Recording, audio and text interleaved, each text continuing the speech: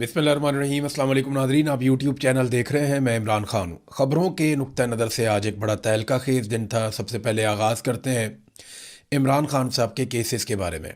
साबिक़ वज़ीर-ए-आज़म इमरान खान साहब के केसेस लगे हुए थे इस्लामाबाद हाई कोर्ट में भी, और अपीलें भी थीं इमरान खान साहब की बहनों की।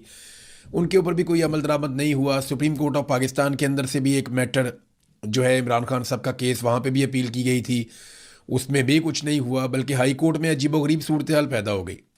हाई कोर्ट के अंदर जो है वो सलमान सफदर साहब ये बताते हैं कि हाई कोर्ट ये चाहती है कि फटाफट ये जो केस है 190 190 मिलियन पाउंड वाला, या जो अलकादर यूनिवर्सिटी वाला है, वो उसमें जो सरकारी अपील है उसको सुने।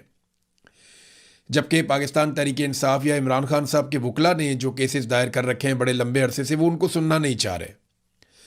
मिसाल के तौर पे सलमान सफदर का कहना है कि इस केस की अपीलें हाई कोर्ट क्यों जल्दी सुनना चाहती है, जबकि इससे कबल 5 अगस्त 2023 तोशाखाना फौजदारी केस की अपील अभी तक नहीं लगाई गई। वो 2023 वाले केस की अपील नहीं लगी अभी तक, और ना ही वो सुनी जा रही है। फिर 31 जनवरी 2024 के तोशाखाना 1 केस की अपील भी नहीं लगाई जा रही, ना वो सुनी जा रही है। ये अलकादर यूनिवर्सिटी वाला केस तो 17 जनवरी 2025 का है। तो अदालत इस अपील को ही पहले क्यों सुनना चाहती है? साफ बात है कि अदालत को हुक्म दिया गया है कि इस केस में इमरान खान साहब को सबसे पहले टारगेट किया जाएगा। आज जज साहब कह रहे थे जी दलाइल आप शुरू कर दें सलमान सफदर साहब को, वरना दलाइल जो है वो नैब के वकील शुरू कर देंगे।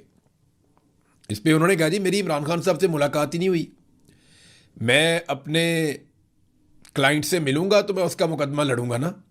मैं उसकी इजाज़त के बगैर कैसे ये मुकदमा लड़ सकता हूँ?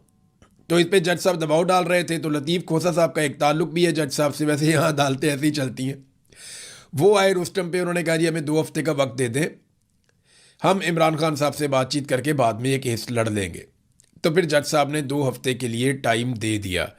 तो अब फिलहाल 2 हफ्ते की यहाँ पे एक टाइम ड्यूरेशन मौजूद है पाकिस्तान तहरीक इंसाफ के वकला के पास। सुप्रीम कोर्ट ने सजा मुअत्तली के इस्लामाबाद हाई कोर्ट का जो फैसला है, क्योंकि इस्लामाबाद हाई कोर्ट ने सजा मुअत्तली का मामला नहीं सुना ना इमरान खान साहब का, वो कह रहे हैं जी हम मेन अपील सुनेंगे, जो हुकूमत चाहती है वैसे करेंगे।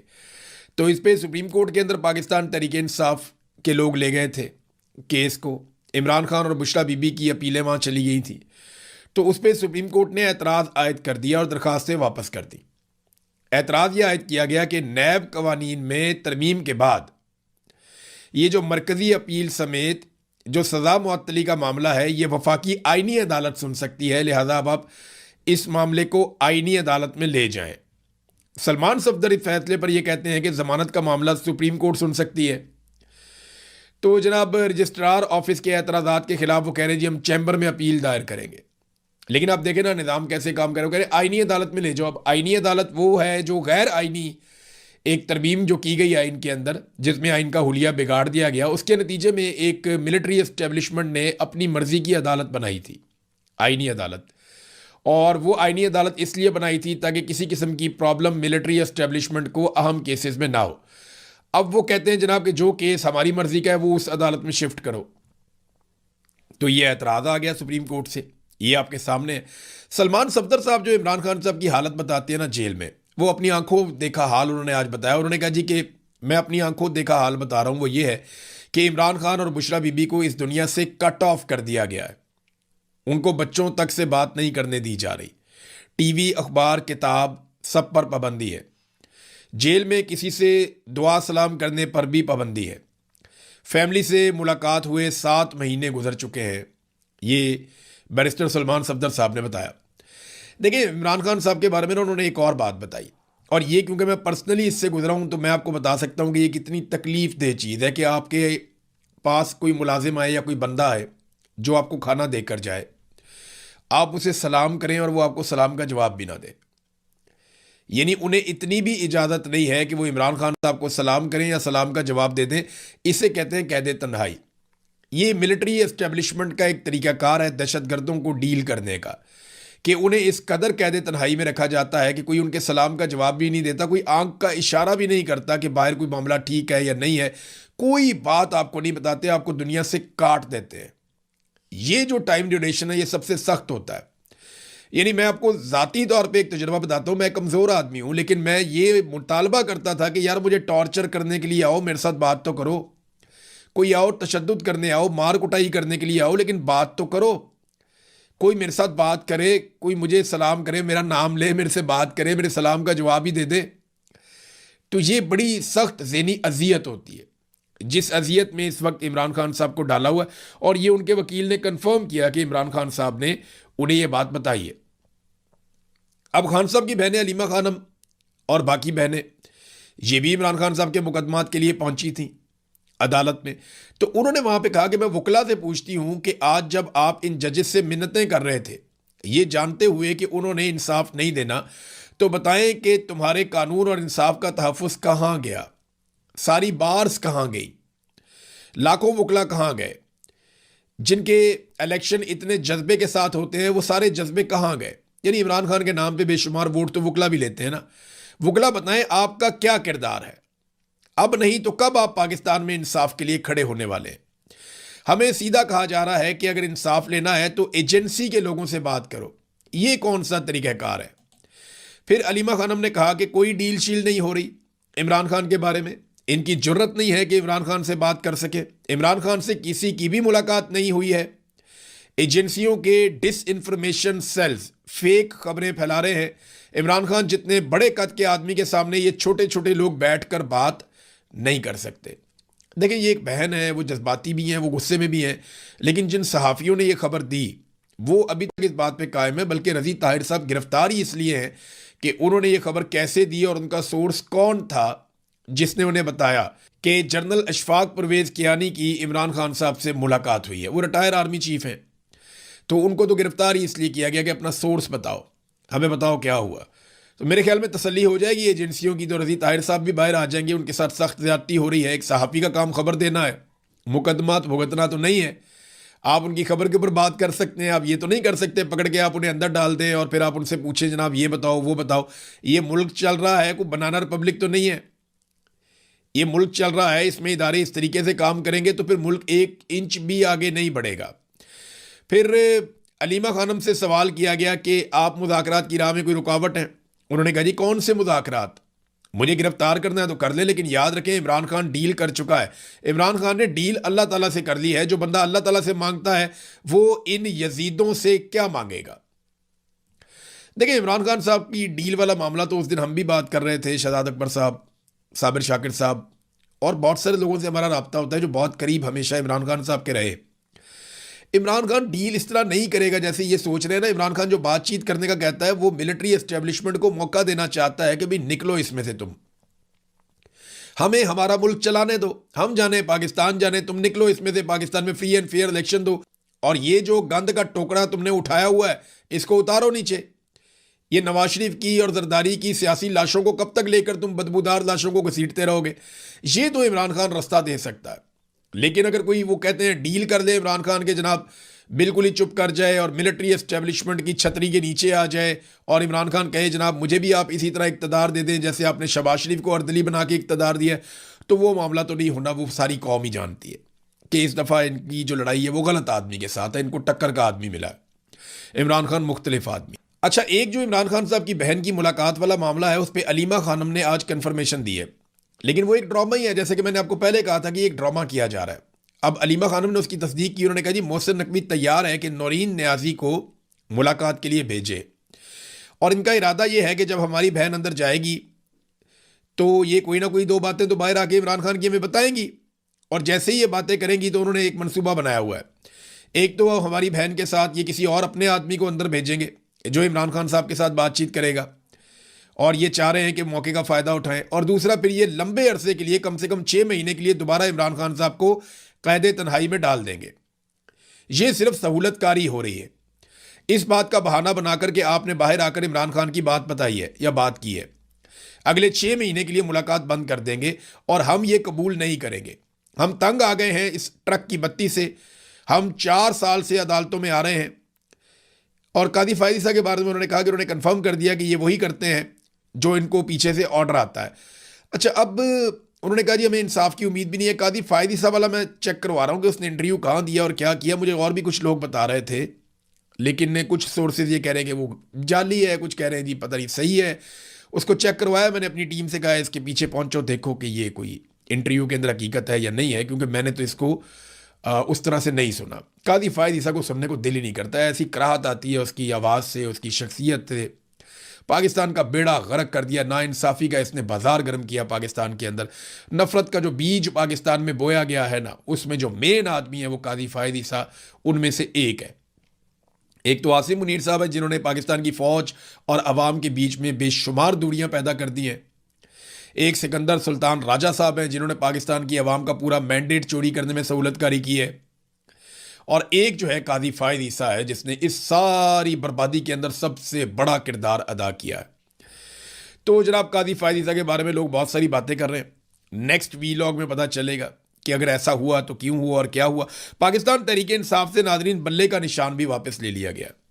ये जो आज़ाद कश्मीर के अंदर एक बल्ले का निशान मिला था पाकिस्तान तहरीक इंसाफ को, लोग बड़े खुश थे कि अब बल्ले के निशान पे वो मोहर लगा सकेंगे। तो मैंने आपको तब भी कहा था कि अभी बहुत कुछ एस्टेब्लिशमेंट के हाथ में है, ये कभी भी हुकूमत नहीं देंगे आज़ाद कश्मीर की पाकिस्तान तहरीक इंसाफ को या इमरान खान को। हाँ, ये हो सकता है कि अगर तहरीक इंसाफ तमाम उन लोगों को टिकट जारी कर दे जो पाकिस्तान की मिलिट्री एस्टेब्लिशमेंट या सेक्टर कमांडर से कम अप्रूवल लेकर आए हों कि जनाब सेक्टर कमांडर साहब ने कह दिया आप हमें टिकट दे दें पाकिस्तान तहरीक इंसाफ का, अगर उन लोगों को टिकट मिल जाते तो फिर बल्ले का निशान रह भी सकता है। लेकिन ऐसा दिखाई नहीं दे रहा। Supreme court Azad Jammu and Kashmir ने पाकिस्तान तहरीक इंसाफ की अबूरी पार्टी रजिस्ट्रेशन यानी बल्ले का इंतखाबी निशान देने का जो हाई कोर्ट का फैसला था 23 जून का, उसे मुअत्तल कर दिया। यानी 23 जून को फैसला आता है, 29 जून को फैसला मुअत्तल हो जाता है। चीफ जस्टिस राजा सईद अकरम खान ने इलेक्शन कमीशन की अपील पर इब्तदाई समाअत के बाद फुल बेंच तश्कील देते हुए केस की मजीद समाअत 2 जुलाई 2026 को मुकर्रर कर दी है। यानी वहाँ पे भी कादी फायद ईसा पार्ट 2 चल रहा है। वहाँ पे देखें ना, मैं आपको ये बात बता रहा हूँ कि जब तक एस्टेब्लिशमेंट को यकीन नहीं हो जाता, और वैसे भी पॉलिटिकल पार्टीज को मुसीबत पड़ गई थी कि बल्ले के निशान पे अगर पाकिस्तान तहरीक इंसाफ आएगी और फ्री हैंड आएगी और एस्टेब्लिशमेंट जो है उसके साथ कंप्रोमाइज़ नहीं करेगी, गलत लोगों को टिकट भी जारी नहीं किए, और अगर उनको थोड़ा सा भी मौका मिल गया तो वो बेड़ा गर्क करके रख देंगे, उधेड़ देंगे पकड़ के। उन्होंने तो बगैर बल्ले के निशान के नाकों चने चबवाए हुए हैं। तो कश्मीर के अंदर तो पहले भी हालात बड़े गर्म हैं, तो पॉलिटिकल पार्टीज़ का तो बेड़ा गर्क हो जाएगा। लिहाजा बल्ले का निशान वापस हो गया, देखते हैं आने वाले दिनों में क्या होता है। बहरहाल ये जुल्म की एक दास्तान है जो लिखी जा रही है। अच्छा, कई लोग ये कहते हैं जनाब कि एक डील हो रही है, कोई बातचीत चल रही है, कोई मुज़ाकरात हो रहे हैं, बैकडोर चैनल्स, ये इस तरह की बातें आती रहती हैं। लेकिन मैं हकीकत आपको बताऊं तो इमरान खान इस तरह की कोई डील नहीं करने जा रहा जो मैंने आपको बताया। और दूसरी बात मैं आपको बताऊं कि आसिम मुनीर फील्ड मार्शल कभी भी इमरान खान को नहीं छोड़ेगा। इमरान खान साहब अगर डील नहीं कर रहे हैं तो आसिम मुनीर साहब इमरान खान साहब को नहीं छोड़ रहे हैं, ये बात आप लिख कर रख लें। उसकी वजह यह है कि आसिम मुनीर साहब की एक तरह से मौत वाक़ई हो जाएगी अगर इमरान खान साहब इस तरह बाहर आ जाते हैं तो बगैर डील के।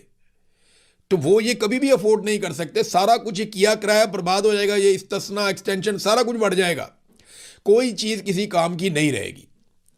लिहाजा उन्होंने हर हाल में इमरान खान साहब को जेल के अंदर रखना है, उन्हें बाहर नहीं आने देना इमरान खान साहब को। अच्छा, 3 चीज़ें हैं जिनमें से 2 चीज़ें जब भी इकट्ठी होंगी इमरान खान साहब जेल से बाहर आ जाएंगे। 3 किस्म के दबाव पाकिस्तान की मिलिट्री एस्टेब्लिशमेंट पे होंगे तो इमरान खान साहब जेल से बाहर आ जाएंगे। बगैर दबाव के आसिम मुनीर साहब इमरान खान साहब को नहीं छोड़ने वाले। ये कौन से दबाव है? नंबर 1 मुआशी दबाव, नंबर 2 अवामी दबाव, नंबर 3 बैरूनी दबाव। तो माशी दबाव तो लगातार पाकिस्तान की मिलिट्री एस्टेब्लिशमेंट के ऊपर है। ये डंडा तो रोज़ाना इनके सर पे पड़ता है। ना सरमायाकारी है, ना मईशत चल रही है, गुर्बत बढ़ रही है, बेरोज़गारी बढ़ रही है, महंगाई बढ़ रही है, आम आदमी के हालात बुरे से बुरे होते चले जा रहे हैं, कर्ज़ों के अंबार लग गए हैं। तो ये जो मईशत की तबाही का जो सहरा है वो तो एस्टेब्लिशमेंट के सर के ऊपर बंधा हुआ है। अब बाकी 2 फैक्टर्स हैं, उन दोनों में से जब कोई एक आ गया तो आसिम मुनीर साहब को इमरान खान साहब को आज़ाद करना पड़ जाएगा। वो 2 फैक्टर कौन से हैं? नंबर 1 अवामी दबाव, नंबर 2 बैरूनी दबाव। बैरूनी दबाव नहीं आ रहा आपके सामने क्योंकि डोनाल्ड ट्रंप की आशीर्वाद है आसिम मुनीर साहब के साथ, और अंदरूनी अवामी दबाव वो इसलिए इकट्ठा नहीं हो पा रहा कि पाकिस्तान तहरीक इंसाफ कोई अच्छी हिकमत अमली अवाम को नहीं दे पा रही। इमरान खान साहब की बहनों ने कहा कि पार्टी अपना फैसला करे, हम अपना फैसला करेंगे। और अब बहुत मुमकिन है, उनके तेवर ऐसे दिखाई दे रहे हैं कि शायद इमरान खान साहब की फैमिली कोई बड़ी कॉल दे और उसके ऊपर लोगों को इकट्ठा करके इमरान खान साहब की रिहाई के लिए तहरीक चलाए, या एक नया रोला पाकिस्तान के अंदर पड़ जाए। बहरहाल इसके बगैर आसिम मुनीर साहब इमरान खान साहब को नहीं छोड़ते, ये बात आप मेरी लिख कर रख ले। मैंने आपको एक मरतबा नहीं कई मरतबा कहा। नाज़रीन, आज़ाद कश्मीर के, क्योंकि बल्ले के निशान की बात हो रही थी, तो आज़ाद कश्मीर में एहतजाज भी चल रहा है और आफरीन है आज़ाद कश्मीर के लोगों को, ख़ास तौर पे उन ख़वातीन को, हमारी बहनों को जो इतने सारे लोगों को रोज़ाना खाना खिलाती हैं। ये छोटी बात नहीं है। हज़ारों लोग धरनों में बैठे हुए हैं, जगह जगह पे बैठे हुए हैं, पूरा आज़ाद कश्मीर बंद है। इन्होंने कुछ लोगों को उठाकर उनसे कहा कि जनाब ऐलान करो कल तुम बाज़ारों को खोलोगे। वो बेचारों ने ऐलान किया, फिर नहीं खोले बाज़ार। तो लोग बात मानते ही नहीं है सरकार की। वहाँ पे जो मिलिट्री रिजीम है उनकी लोग बात मान ही नहीं रहे। बहुत कोशिश कर दी मिलिट्री एस्टेब्लिशमेंट ने, वो एक बड़ा क्रैकडाउन करना चाहते हैं, लेकिन वो कामयाब नहीं हो रहे। और लगभग अब तो 1 महीना होने वाला है, यानी आप देख लें 20 दिन से ज़्यादा हो गए हैं। आज़ाद कश्मीर अमली तौर पे बंद है, 20-22 दिन हो गए हैं और वहाँ पे कोई कारोबारी ज़िंदगी नहीं चल रहा। अब अपोजिशन के लोग, उन्होंने कोशिश की कि जाएंगे, जाके वो मिलें आज़ाद कश्मीर के लोगों को, उनसे बातचीत करें ताकि मसले को कोई हल करें, धरने ख़त्म हो जाएं, कि उनके जायज़ मुतालबात मनवाए जाएं।